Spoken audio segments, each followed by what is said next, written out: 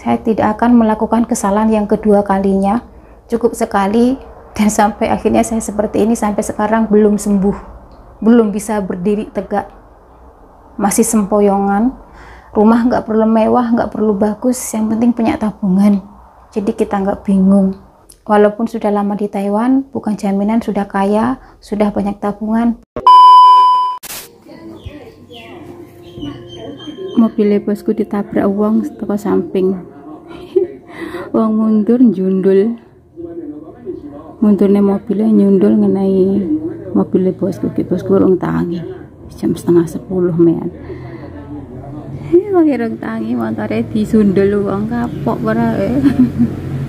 Dan lek tangi ya geger dunya akhirat.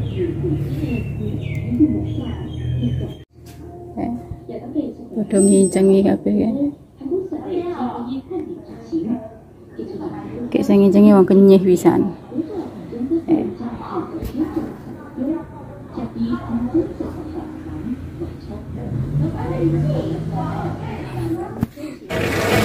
Coba kita lihat keluar kayak apa. Nyerempeti.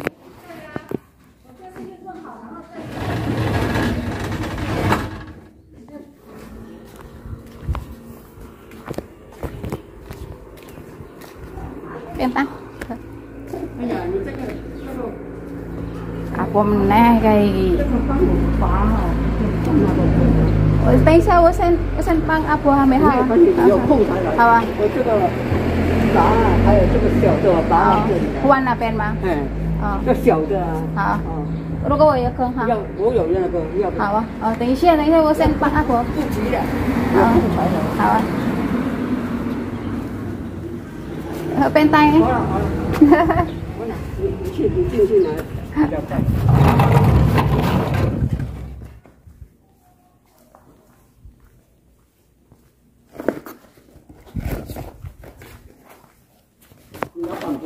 有在家里啊，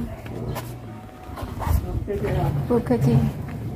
Nggak apa-apa ternyata teman-teman, nggak ada yang penyok. Kita lihat ya. Nggak apa-apa.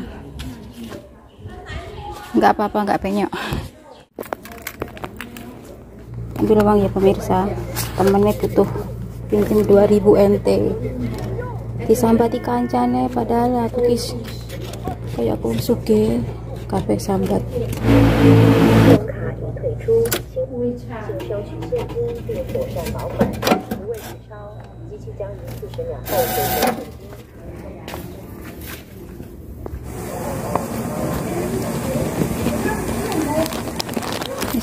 Budal.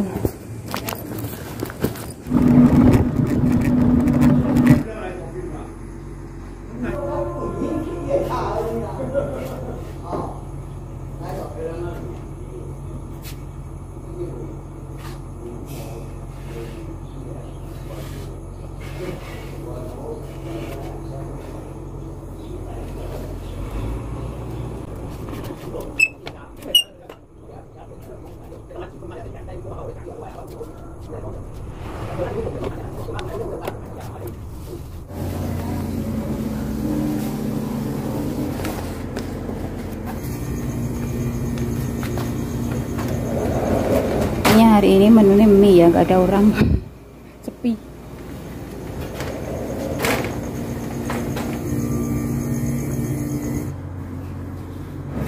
Ini tadi aku ngambil uang 2000 NT, temennya mau pinjem 2000. Ya Allah, kok tiga langganan disambati konco. Padahal aku kira orangnya biasa ya, seperti orang kiri, seperti orang nggak punya duit. Dikiranya aku berlebihan uang kali ya, jika langganan nyileh. Jadi kembalikan sih, kembalikan. Tapi kan kadang nih kalau yang namanya berurusan uang itu saya males, takutnya di belakangnya rame kayak gitulah ya. Sebetulnya males apa teman-teman berhubungan dengan uang. Bismillah, jangan sampai ada masalah di belakangnya. Berhubungan dengan uang itu males. Kepinginnya itu uang tetap berada di tabungan, jangan keluar-keluar. Kalau keluar itu biasanya sulit untuk masuk lagi, seperti itu. Sebelum saya membantu Simbah untuk mandi, aku mau ngebersihin kelasnya dulu. Berhubungan sama uang itu kapok, nyilih ya wegah, disili ya wegah aslinya. Tapi ya arep ngomong ndak tekan, gak tego, gak isok ngomong aku. Padahal penampilanku ki biasa, aku biasa-biasa saja seperti ini, ben gak tinggi jujukan uang ngono lho. Kok pangkat tinggi jujukan, tapi enggak apa-apa lah ya. Bismillah. Nulung koncone. Limbahku di situ. 今天运动吗？很久没运动了，对不对？好，来，往后1、2、3、4、5、6、7、25、26、27、28、29。 Selesai mandi, Simba seperti biasanya melanjutkan aktivitasnya di panti karena gurunya sudah datang. Dan untuk kegiatan hari ini itu olahraga. Dan teman aku yang mau pinjam uang pun sudah datang. Tapi neneknya nggak sekolah ya. Temanku cuman ngambil nasi kotak buat simbahnya. Karena memang dapat jatah setiap harinya kayak gitu. Wajib diambil. Kemudian setelah ngambil nasi kotak, teman aku nyamperin aku ngambil uangnya. Kan dia mau pinjam 2000 NT. Ya sudah saya kasih. Sebelum pulang, temanku ini juga menceritakan kenapa dia kok bingung cari uang lagi. Bingung cari pinjaman lagi. Sebetulnya temanku ini setiap bulannya memang seperti itu. Sehabis gajian pasti bingung cari pinjaman. Kalau dilihat dari statusnya, dia itu janda, anaknya 2, orang tuanya sudah meninggal, dan anak-anaknya itu semuanya sudah bekerja. Menurut aku dia itu kebutuhannya nggak begitu banyak ya, karena dia mencari uang buat dirinya sendiri dan juga masa depannya, karena sudah tidak ada yang dibiayai. Anaknya itu bekerja di kapal pesiar jadi pelayan dan gajinya itu gede banget, dan yang satunya itu juga sudah bekerja, saya nggak tahu bekerja di mana, tapi intinya sudah bekerja. Dan kedua orang tuanya pun sudah tidak dibiayai karena sudah meninggal. Kalau dulu memang masih sakit ya, wajib dibiayai, dinafkahi kayak gitu. Itu menurut cerita temen aku. Kalau cerita aslinya saya nggak tahu, cuman saya menjadi pendengar terbaik buat dia saja. Dia juga sudah bekerja lama di Taiwan dan sudah mengurus PTTM, gajinya pun sudah tinggi. Sesampainya di rumah, nanti aku akan melanjutkan cerita temanku ini dan juga aku akan berbagi pengalaman tentang kehidupan saya di masa lalu dan jangan sampai terjadi ke teman-teman yang lainnya.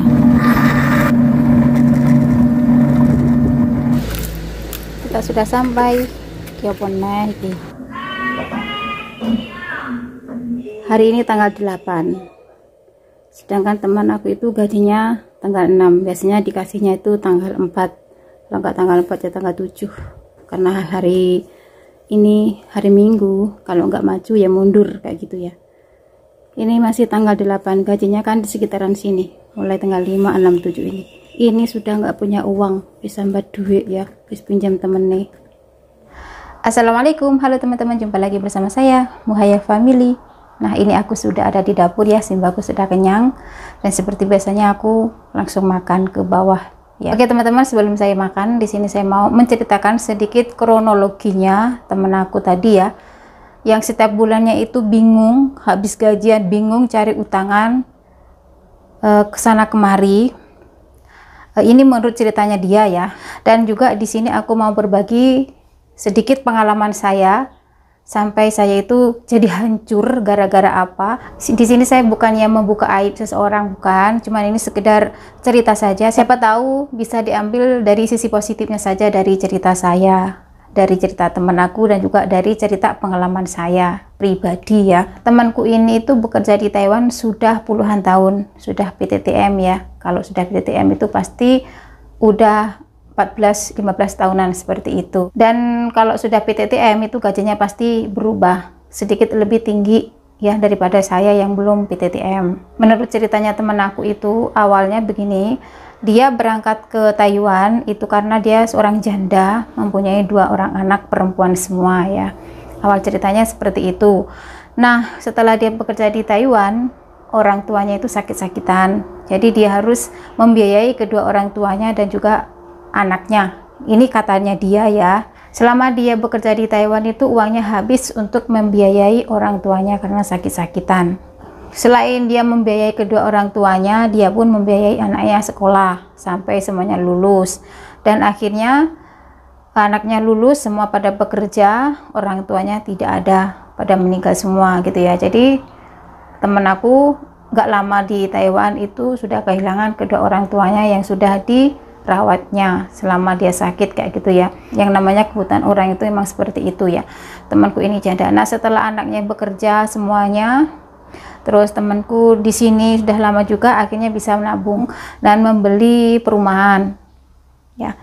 Perumahan itu masih posisi diangsur, nggak cash ya.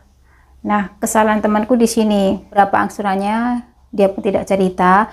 Dia ceritanya cuman sudah punya perumahan, posisi masih diangsur, dan anak-anaknya sudah bekerja. Yang satu itu bekerja di kapal pesiar, pelayan kapal pesiar ya. Gajinya pasti gede ya. Nah yang satunya saya nggak tahu bekerja di mana, tapi sudah bekerja. Dan setelah dia ngambil perumahan, akhirnya dia setiap bulannya kan kerepotan ya. Tapi kalau dilihat dari keadaannya yang sekarang ya, menurut aku pengeluarannya sudah tidak sebanyak dulu. Kalau dulu memang pengeluarannya banyak karena anaknya masih sekolah dan kedua orang tuanya sakit ya. Yang saya herankan, gaji PTTM itu gede ya, lebih besar dari saya. Kenapa semua gajinya itu kok habis itu ya? Ya saya tidak mau itu ya teman-teman ya. Kalau menurutku pengeluarannya dia sama pengeluaran aku untuk saat ini itu lebih besar pengeluaran saya. Temanku ini cuman punya tanggungan angsuran perumahan aja ya. Mengatur keuangannya itu gimana? Ambil perumahan tapi setiap bulannya dia itu habis gajian bingung. Ya, ini sudah tanggal 8 dan gajinya dia itu tanggal 6, sudah tidak ada uang dan dia bingung mencari pinjaman ke sana kemari ya. Berdasarkan pengalaman saya ya teman-teman, saya sampai hancur, sampai usaha saya bangkrut itu karena saya kurang pandai dalam mengolah keuangan, mengatur keuangan. Saya kurang pandai, ini menurut pengalaman saya pribadi, sampai akhirnya ekonomi saya jatuh dan usaha saya bangkrut itu karena saya kurang jeli, ngatur keuangannya itu kurang benar. Dan untuk sekarang saya lebih pintar daripada yang dulu. Kalau dulu sebelum saya bangkrut itu yang saya utamakan itu modal usaha. Saya perbesar. Modal usaha saya perbesar dan bangun rumah gak wis-wis ya. Jadi uang itu habis untuk modal usaha dan habis untuk ngebenerin rumah. Akhirnya saya kalang kabut, usaha saya bangkrut. Ya banyak banget yang ditipu orang juga iya. Banyak banget nasabah yang melarikan diri dari tanggung jawabnya iya ya. Kehancuran yang saya alami itu ada beberapa faktor ya. Satu, terlalu berambisi memperbesar modal usaha. Yang kedua, saya terlalu berambisi untuk ngebenerin rumah. Padahal ngebenerin rumah itu uang mati. Ya, kalau bisa jangan ya teman-teman. Yang penting untuk rumah, untuk usaha itu nggak perlu terlalu berambisi. Untuk modal usaha dan untuk biaya rumah itu jangan diutamakan. Yang diutamakan itu tabungan. Untuk usaha kalau sudah jalan ya sudah, jangan ditambah-tambah modal lagi, Nah, kalau terus ditambah modal, usaha kita itu seperti saya. Ya kalau pinter ngolah, kalau pinter ngatur nggak masalah, bisa dikembangkan. Tapi kalau seperti saya, modal saya tambah-tambahin, terus kurang pinter dalam mengaturnya, dan juga banyak banget nasabah yang melarikan diri dari tanggung jawabnya, dan juga saya berambisi sekali untuk ngebenerin rumah, dipercantik, sudah cantik, kurang cantik, sudah bagus, masih kurang bagus, itu salah besar teman-teman. Kalau usahanya sudah jalan, ya wis lah, nggak usah ditambahin modal lagi, jangan terlalu berambisi, cukup itu dikelola saja pelan-pelan. Nah, yang kedua, untuk rumah jangan terlalu bagus. Yang dinomorsatukan itu tetap tabungan. Utamakan tabungan itu harus diisi. Jadi menurut saya hidup itu tidak perlu terlalu berlebihan. Yang penting usaha itu sudah ada dan sudah jalan, ditelateni dan dijalani aja seperti air mengalir. Dan untuk rumah itu menurut aku sederhana aja, gak perlu bagus-bagus amat. Tabungan itu penting. Misalkan kita ada kebutuhan mendadak, langsung bisa diambil, jadi kita nggak perlu mencari pinjaman ke sana kemari. Dan sekarang prinsip saya itu dari pengalaman yang saya alami sampai ekonomi saya jatuh, sampai usaha saya bangkrut, ya karena itu kesalahan saya kurang pinter dalam mengatur keuangan, terlalu berlebihan menambah modal, terlalu berlebihan ngebagusin rumah. Dan untuk saat ini saya itu memperbanyak tabungan, dan untuk rumah sederhana saja, yang penting bisa ditempati, nyaman, damai, sederhana saja, nggak perlu mewah. Saya tidak akan melakukan kesalahan yang kedua kalinya, cukup sekali, dan sampai akhirnya saya seperti ini, sampai sekarang belum sembuh, belum bisa berdiri tegak, masih sempoyongan. Jadi yang saya fokuskan sekarang itu tabungan yang nomor satu, ya, karena kalau ada uang kita itu lebih tenang, lebih nyaman, walaupun semuanya serba sederhana. Rumah sederhana, makan juga sederhana. Kalau kita punya uang itu enak. Rumah nggak perlu mewah, nggak perlu bagus, yang penting punya tabungan. Jadi kita nggak bingung kayak gitu. Nah, dari cerita temanku ini juga pun itu kesalahan dia. Jadi gajinya itu habis untuk ngangsur perumahan, mungkin ya, barangkali ya. Masa gajinya dia sama gaji aku itu lebih besaran dia, tapi setiap bulannya dia pasti bingung cari pinjaman. Nah, tabungan itu bukan uang apa ya, bukan uang turah-turah, bukan ya. Itu memang tabungan untuk misal ya, dijogo-jogo, misal ada kebutuhan mendadak kan enak bisa diambil kayak gitu. Bukan karena saya itu orang kaya, bukan saya itu orang berlebihan, bukan.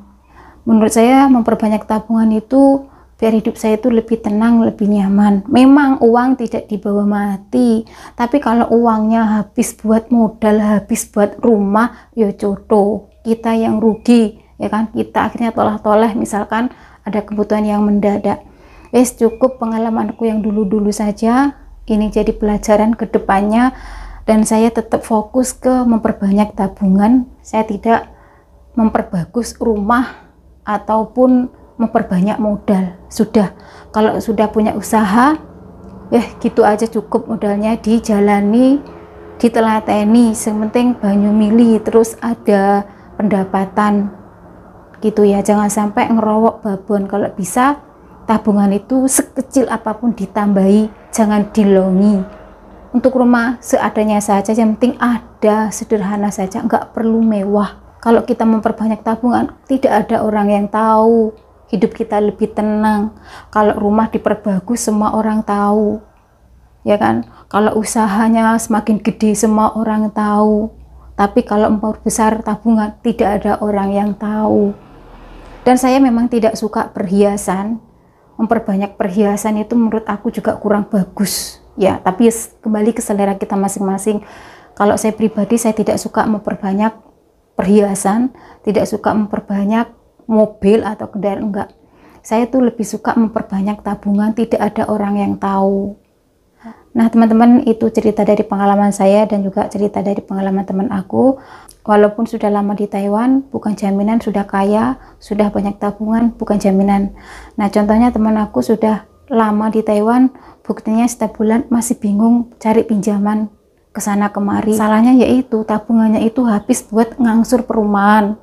Menurut saya, misalkan gajinya itu 10 juta, ya buat angsur rumah itu 5 juta, yang 5 juta buat kehidupan kita, buat tabungan, dan buat kebutuhan kita. Kayak gitu, menurut saya itu lebih tenang, lebih nyaman kalau kita punya prinsip keuangannya seperti itu. Kecil apapun setiap bulannya itu harus ada pemasukan, teman-teman. Jangan sampai bobol-bobol sing ora-ora. Makanya berhemat itu sangat penting, sangat-sangat penting. Punya tabungan itu juga paling penting, ya, untuk jaga-jaga saja. Oke teman-teman, jadi videonya cukup sampai di sini, dan ini tadi cerita saya dan juga cerita temen aku. Ambil saja sisi positifnya saja dari video-video saya dan juga dari cerita-cerita saya, dan buang yang negatif, yang menurut dan sekiranya kurang berkenan buat kalian, dibuang saja, jangan ditiru atau didengar. Oke, sampai di sini, sampai jumpa di lain waktu, sampai jumpa di konten berikutnya. Wassalamualaikum warahmatullahi wabarakatuh.